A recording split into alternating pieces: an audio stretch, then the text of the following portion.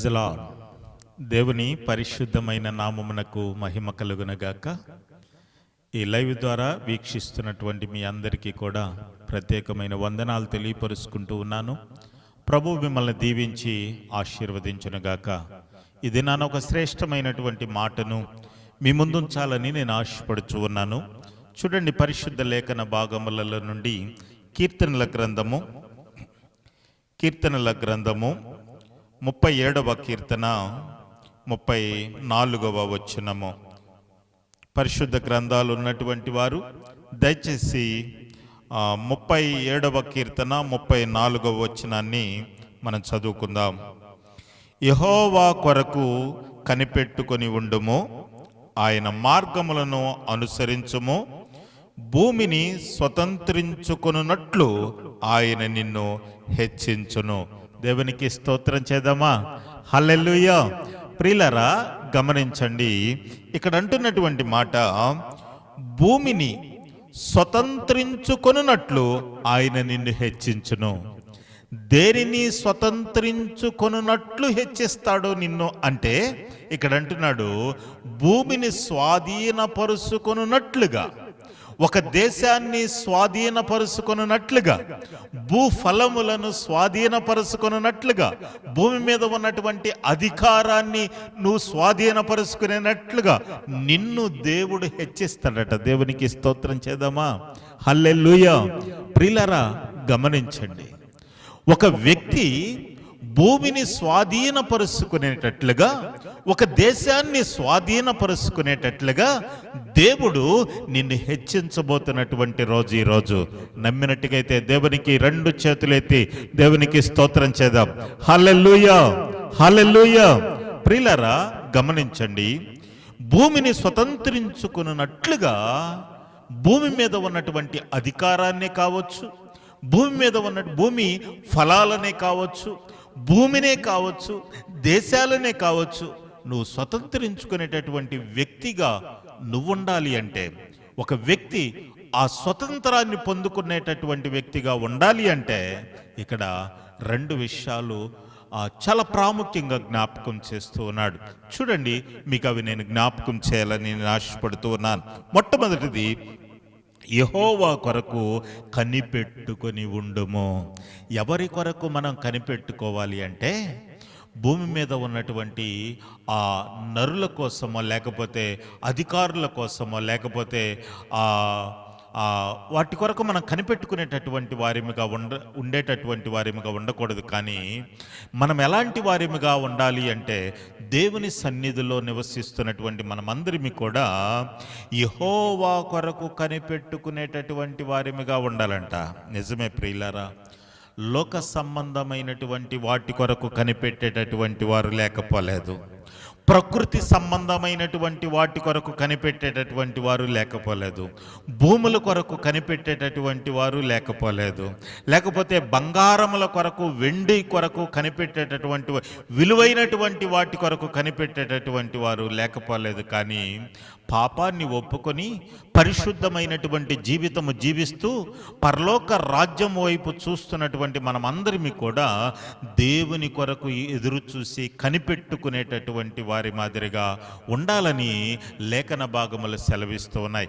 ఎక్కడ కనిపెట్టుకోవాలి, ఎలా కనిపెట్టుకోవాలి, దేని కొరకు కనిపెట్టుకోవాలి? చూడండి, ఒక మాటను మీ మధ్యన ఉంచాలని నేను ఆశపడుతున్నాను. పరిశుద్ధ లేఖన భాగములలో మనం చూసినట్లుగైతే, జ్ఞానవంతుడైనటువంటి సొలొమోను గారు రాసినటువంటి సామెతల గ్రంథము 8వ అధ్యాయము 34వ వచనములో మనం గనక చూసినట్లుగైతే, అక్కడ రాయబడినటువంటి మాట, అనుదినము నా గడపల యొద్ద కనిపెట్టుకొని, నా ద్వార బంధముల యొద్ద కాచుకొని, నా ఉపదేశము వినువాడు ధన్యుడు. దేవునికి స్తోత్రం. ఎక్కడ కనిపెట్టాలి అంటే, దేవుని మందిరములో కనిపెట్టేటటువంటి వారిమిగా ఉండాలి. దేవుని మందిరము అనగా దేవుడు నివసించేటటువంటి స్థలము అని అర్థం. ఈ దేవుని మందిరములో కనిపెట్టేటటువంటి వారిమిగా ఉండాలి. దేని కొరకు మనం కనిపెట్టేటటువంటి వారిమిగా ఉండాలి అంటే, ఆయన ఉపదేశము కొరకు కనిపెట్టేటటువంటి వారిమిగా ఉండాలి. దేవునికి స్తోత్రం చేద్దామా? ప్రియులరా, దేవుని మందిరములో కనిపెట్టాలి. ఆయన ఉపదేశము కొరకు కనిపెట్టినటువంటి వారు ధన్యులు అని లేఖన భాగములు సెలవిస్తూ ఉన్నాయి. నిజమే, ఆయన ఉపదేశము నువ్వు గనక కనిపెట్టి గనక వినినట్లుగైతే, ఆయన ఉపదేశము కొరకు కనుక నువ్వు గనక కనిపెట్టినట్లుగైతే, నీ కుటుంబాన్ని ఎలా కట్టుకోవాలో ఆ ఉపదేశము ద్వారా దేవుడు నీతో మాట్లాడునగాక. నీ బిడ్డలను ఎలా పెంచుకోవాలో ఆ ఉపదేశము ద్వారా దేవుడు నీతో మాట్లాడునగాక. నువ్వు వ్యాపారాన్ని ఎలా నైపుణ్యతగా చేయాలనో ఆ ఉపదేశము ద్వారా దేవుడు నీతో మాట్లాడి నిన్ను బలపరుచునుగాక. నీ భర్తతో కానీ, నీ భార్యతో కానీ, నీ కుటుంబ వ్యవస్థలో, లేకపోతే నీ ఆత్మీయమైనటువంటి ప్రయాణములో, లోకములో జీవిస్తున్నటువంటి ఆ ప్రజల మధ్యలో నువ్వెలా జీవించాలనో నువ్వు ఉపదేశము కొరకు కనిపెట్టినట్లుగైతే, ఇవన్నీ కూడా ఆయన ఉపదేశము ద్వారా దైవ సేవకులను ఆయన పక్షమున నిలబెట్టుకొని ఆయన ఉపదేశిస్తూ ఉండగా నువ్వు కనిపెట్టి వినినట్లుగైతే నీ కుటుంబానికి అది మేలు, నీ వ్యాపారానికి అది ఫలభరితముగా మారుతుంది, నీ వ్యవసాయానికి అది అభివృద్ధికరంగా ఉంటుంది, నీ ఆత్మీయమైనటువంటి జీవితానికి ఎంతో మేలుకరంగా ఉంటుందని చెప్పటంలో ఏ సందేహం లేదు. నేను మొట్టమొదటి మాటను మీ మధ్యన ఉంచాను. ఎక్కడ కనిపెట్టాలి అంటే దేవుని మందిరములో నువ్వు కనిపెట్టాలి. దేని కొరకు నువ్వు కనిపెట్టాలి అంటే ఆయన ఉపదేశము కొరకు నువ్వు కనిపెట్టేటటువంటి వారిగా ఉండాలి. దేవుని మందిరములో ప్రియులారా, ఆయన ఉపదేశము కొరకు కనిపెడుతూ చూస్తున్నటువంటి నీ జీవితం ఎలాగుంటుంది అని అంటే, ఇక్కడ కీర్తనకారుడు అంటాడు 38వ కీర్తన 15వ వచనములో మనం గమనించినట్లుగైతే, 38వ కీర్తన 15వ వచనములో మనం చూసినట్లుగైతే, యెహోవా నీ కొరకే నేను కనిపెట్టుకొని ఉన్నాను, నా కాలు జారిన ఎడల వారు నా మీద అతిశయపడుదురు ఎనుకొనిచున్నాను. ప్రభువా, నా దేవా, నీవే నాకు ఉత్తరం ఇచ్చేదవు. ప్రియులారా, మనము ఆయన ఉపదేశము కొరకు ఆయన మందిరములో కనిపెట్టేటటువంటి వారి మాదిరిగా గనక ఉంటే మన కాలు ఎక్కర కూడా జారకుండా చేయగలిగినటువంటి దేవుడు మన దేవుడు అని చెప్పట్లో ఏ సందేహం లేదు. ఈరోజు ఆత్మీయమైనటువంటి జీవితంలో నుండి ఎంతమంది జారిపోతున్నారు? వారు జారిపోవటానికి గల కారణం, వారు పడిపోవటానికి గల కారణం, వారు దిగజారిపోవటానికి గల కారణం ఏంటయ్యా అంటే, వారి ఉపదేశము కొరకు వారు కనిపెట్టడం లేదు. వారు ఏమి కావాలనో లోక సంబంధమైనటువంటి వాటి కొరకు వారు కనిపెట్టారు. వారు కనిపెట్టినందువలన వారిలో అవిశ్వాసము చోటు చేసుకుంది, వారి కాళ్ళు జారిపోతూ ఉన్నాయి. కానీ దేవుని మందిరములో నువ్వు నేను కనిపెట్టగలిగినటువంటి వ్యక్తులముగా మనం ఉండగలిగినట్లుగైతే మనకి స్థిరత్వము కలిగినటువంటి వ్యక్తులముగా మనం ఉంటాము. మన కాళ్ళు ఎక్కడ కూడా జారిపోయేటటువంటి వారిమిగా, దిగజారిపోయేటటువంటి వారిమిగా, దేవుని నుండి దూరమైపోయేటటువంటి వారిగా ఎప్పుడు ఉండము అని, మనకన్నా ధన్యులు ఎవరు ఉండరని లేఖన భాగములు చాలా స్పష్టంగా తెలియపరుస్తూ ఉన్నాయి. ప్రియులారా, గమనించండి. ఆలయములో కనిపెడుతున్నటువంటి నీవు ఆలయ కృత్యములు జరిగించేటటువంటి వ్యక్తిగా ఉండాలని లేఖన భాగాలు దైవజనుడైనటువంటి పౌలు గారి ద్వారా మనతో మాట్లాడుతూ ఉంటాడు. ఆలయ కృత్యములు జరిగించువారు జీవనము పొందుకుంటూ ఉంటారట. దైవజనుడైనటువంటి పౌలు గారు కొరింథీయులకు రాస్తూ ఒక చక్కని మాట అంటాడు. ఆ కొరింథీయులకు రాసిన మొదటి పత్రిక 9వ అధ్యాయం 13వ వచనములో మనం చూసినట్లుగైతే, ఆలయ కృత్యములు జరిగించువారు, ఆలయములో జరిగేటటువంటి పరిచర్యలో పాలిభాగస్తులైనటువంటి వారు ఆలయము ద్వారా జీవనం పొందుకుంటూ ఉంటారంట. అంత మాత్రమే కాదు, బలిపీఠము దగ్గర కనిపెట్టుకుని ఉండేటటువంటి వారు బలిపీఠముతో పాలిభాగస్తులు అవుతూ ఉంటారంట. నిజమే ప్రియులారా, అదే దైవజనుడైనటువంటి పౌలు గారు ఫిలిప్పీలకు రాస్తున్నటువంటి పత్రికలు అంటారు, వారి పౌరసత్వము పరలోకములో ఉంటుందంట. దేవుని నామానికి మహిమ కలుగునగాక. హల్లెలూయా. వారి పౌరసత్వం ఎక్కడ ఉంటుందయ్యా అంటే పరలోకములో ఉంటుందట. నిజమే. ఈరోజు దేని కొరకు మనం కనిపెడుతూ ఉన్నాం? ఆలోచన చేయండి. వేటి కొరకు మనం కనిపెడుతూ ఉన్నాం? భూ సంబంధమైనటువంటి వాటి కొరకు మనం కనిపెడుతూ ఉన్నామా? పరసంబంధమైనటువంటి వాటి కొరకు కనిపెడుతూ ఉన్నామా? లోకములో కనిపెడుతూ ఉన్నామా? పరిశుద్ధ మందిరములో మనం కనిపెడుతూ ఉన్నామా? పరిశుద్ధ మందిరములో మనం కనిపెడుతూ ఆయన ఉపదేశము కొరకు మనం కనిపెట్టేటటువంటి వారిగా ఉంటే మనము ధన్యులమని లేఖన భాగములు సెలవిస్తూ ఉన్నాయి. మన పౌరుషత్వము పరలోకములో ఉంటుందని లేఖన భాగములు సెలవిస్తూ ఉన్నాయి.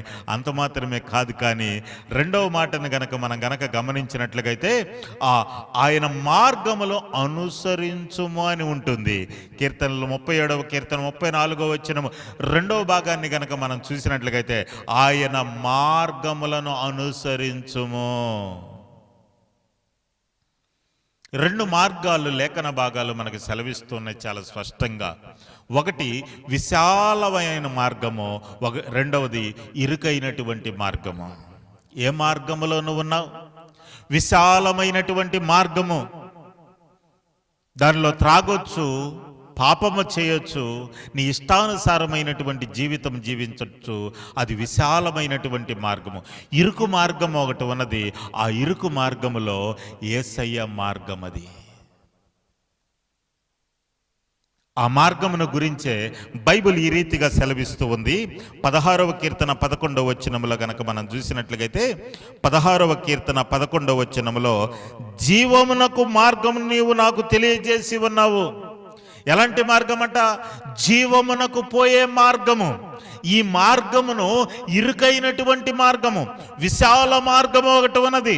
దానిలో విస్తారమైనటువంటి ప్రజలను ప్రయాణం చేస్తూ ఉంటారు. అయితే ఇరుకైనటువంటి మార్గం ఉన్నది. ఆ ఇరుకైనటువంటి మార్గములో ప్రయాణిస్తున్నటువంటి వారి పాపపు మూట నా యేసయ్య మోస్తాడు. విశ్రాంతి మార్గములో నడుస్తున్నటువంటి వారి పాపపు మూట వారేమయ్యాలి. దీంట్లో సందేహమేమి లేదు. విశాల మార్గం ఒకటి ఉన్నది. ఆ మార్గములో వెళుతున్నటువంటి వారి పాపపు మూట వాళ్ళేమయ్యాలి. కానీ ఇరుకు మార్గములో వెళుతున్నటువంటి వారి పాపపు మూట నా యేసయ్య మోస్తాడు. ఏ మార్గంలో నువ్వు వెళ్ళాలనుకుంటున్నావు? ఆయన మార్గములోనట 18వ కీర్తన 32వ వచనములో చెప్పబడినటువంటి మాట గమనించండి. అక్కడ నాకు బలము దయచేయువాడు ఆయనే, నన్ను యథార్థమైన మార్గమును నడిపించువాడు ఆయనే. ఎలాంటి మార్గము అంటే యథార్థవంతమైనటువంటి మార్గము. ఆ మార్గములో ప్రయాణిస్తున్నటువంటి వారు యథార్థంగా మాట్లాడతారట, యథార్థవంతమైనటువంటి ఆలోచన కలిగి ఉంటారంట, యథార్థవంతమైనటువంటి జీవితము కలిగి ఉంటారంట. యథార్థత అంటే అవునంటే అవును, కాదంటే కాదు. ఈరోజు చాలా మందిలో ఈ యథార్థత అనేటటువంటిది ప్రియ దేవుని బిడ్డలారా కరువైపోతుందని చెప్పుటలో ఏ సందేహం లేదు. యథార్థతకు దూరమైపోతున్నారు ప్రజలు. కానీ జీవ మార్గం ఒకటి ఉన్నది. ఆ మార్గంలో నడిచేటటువంటి వారందరూ కూడా యథార్థంగా ప్రవర్తిస్తూ ఉంటారంట. అవునంటే అవును అంటారు, కాదంటే కాదు అంటారు. ఈరోజు ఆ దేవుని మాటలు వింటున్నటువంటి సహోదరి సహోదరుడా, ఏ మార్గంలో ఉన్నావు? విశాల మార్గంలో ఉన్నావా? ఇరుకైనటువంటి మార్గంలో ఉన్నావా? యథార్థవంతమైనటువంటి ఆ మార్గంలో యథార్థంగా జీవిస్తూ ఉన్నావా? ఒక్కసారి మనల్ని మనము పరిశీలన చేసుకోగలిగితే ఏ మార్గంలో మనం ఉన్నాం? కానీ ఇక్కడ అంటున్నాడు రెండో విషయము, ఆయన మార్గములు అనుసరించండి. ఆయన మార్గం యథార్థవంతమైనటువంటి మార్గము. ఆ మార్గము జీవానికి నిన్ను తీసుకువెళుతుంది, నిత్య జీవములోనికి నిన్ను నడిపిస్తూ ఉంది. విశాల మార్గము ఒకటి ఉన్నది, అది నిత్య నరకము దాకా వెళ్ళి ఆగిపోతుంది. ఇరుకైనటువంటి మార్గము, ఈ మార్గము నిత్య జీవానికి నిన్ను నడిపిస్తుంది, పరలోకానికి నిన్ను నడిపిస్తుంది, ప్రభు యొద్దకు నిన్ను నడిపిస్తూ ఉంది. ఇది యథార్థవంతుల మార్గం. ఇది దానిలో నడిచేటటువంటి వారందరూ ఎలా ఉంటారయ్య అంటే యథార్థంగా జీవిస్తూ ఉంటారంట. బాగా గమనించండి. మరొక మాటను కూడా కనుక మనం గమనించినట్లయితే 77వ కీర్తనలో 13వ వచనంలో ఇలాగ రాయబడి ఉంటుంది. 77వ కీర్తన 13వ వచనంలో, దేవా నీ మార్గము పరిశుద్ధమైనది. ఏ మార్గమట? పరిశుద్ధమైనటువంటి మార్గమట, పాపము లేనటువంటి మార్గమట, యథార్థవంతమైనటువంటి మార్గము, పరిశుద్ధమైనటువంటి మార్గము, పరలోకానికి వెళ్ళే మార్గము, జీవ మార్గము. ఈ మార్గమును నువ్వు గనక అనుసరించినట్లుగైతే దేవుడు నీతో నడుస్తాడట. ఆమేన్, హల్లెలూయా. దేవుడు నీకు తోడుగా ఉంటాడంట. ప్రియులారా, గమనించండి, నిన్ను ఉన్న స్థితి నుండి ఉన్నతమైనటువంటి స్థితిలోనికి నడిపిస్తాడట ఆయన మార్గములో నువ్వు నడిచినట్లయితే. నేను 2 విషయాలు జ్ఞాపకం చేశాను. ఒకటి, యెహోవా కొరకు కనిపెట్టేటటువంటి వారిగా ఉండాలి. రెండవది, ఆయన మార్గములను అనుసరించేటటువంటి వారి మాదిరిగా ఉండాలి. ఆయన మార్గము అనుసరిస్తూ యెహోవా కొరకు నువ్వు గనక కనిపెట్టుకోగలిగితే, ఇక్కడ అంటున్నాడు, భూమిని స్వతంత్రించుకొనున్నట్లుగా ఆయన నిన్ను హెచ్చించును. హల్లెలూయా.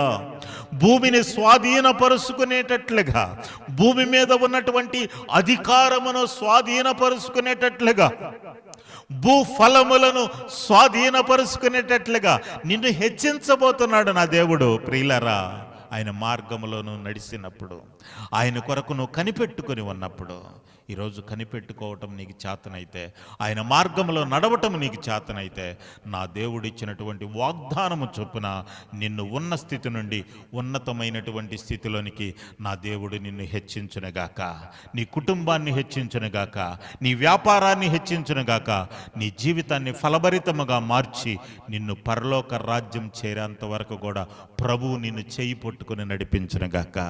దేవునికి స్తోత్రం చేద్దామా?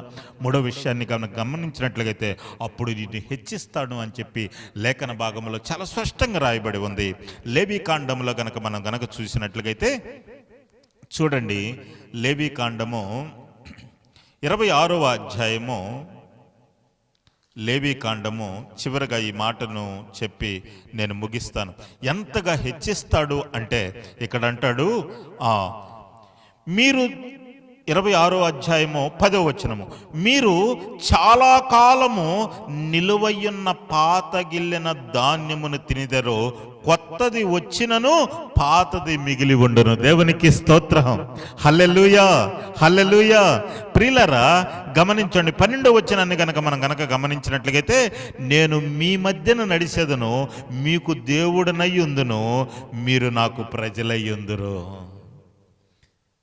ఎవరైతే యెహోవా కొరకు కనిపెడతారో, ఎవరైతే ఆయన మార్గములను అనుసరిస్తూ ఉంటారో, ఈ 12వ వచనములో రాయబడినటువంటి మాట ప్రకారము, నేను మీ మధ్యలో నడుస్తాను, మీ కుటుంబము మధ్యలో నడుస్తాను, మీ ప్రయాణం చేస్తూ ఉండగా మీ మధ్యలో నడుస్తాను నేను.